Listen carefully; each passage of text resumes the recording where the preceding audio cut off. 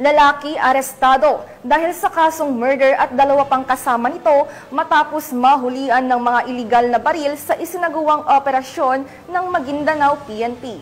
Patrolwoman Maricris Algabre, ibalita mo.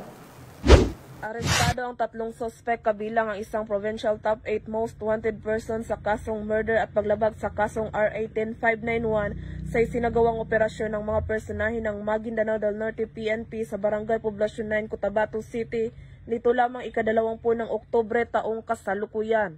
Kinilala ni Police Colonel Victor G. Rito, Provincial Director ng Maguindanao del Norte Police Provincial Office ang mga suspect na sina alias Dato Mansor, 29 anyos, isang Provincial Top 8 Most Wanted Person, alias Jim, 37 anyos at alias Jom, 41 anyos na pawang residente ng Maguindanao del Norte. Arestado ng Maguindanao del Norte PNP at AFP ang akusado na si alias Dato Mansor sa bisa ng warrant of arrest sa kasong murder na inisyu ni Honorable Rainera Pariha Uswa, presiding judge ng RTC Branch 28 Midsayap, Cotabato noong January 3, 2022 na walang inirekomendang piyansa, habang inaristo naman ang dalawang kasamahan nito matapos makuhanan ng mga iligal na baril.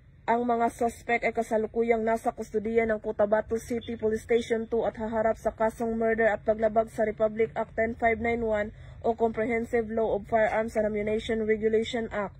Patuloy ang mga kapulisan na makipagtulungan sa iba't ibang ahensya ng pamahalaan at komunidad upang masugpo ang kriminalidad at mapanatili ang kapayapaan at kaayusan sa bayan ng Cotabato at buong Maguindanao del Norte. Mula rito sa rehiyon ng Bangsamoro, ako ang inyong PNN correspondent, Patrolwoman Maricris Algabre, alagad ng batas, taga-taguyod ng Balitang Pulis.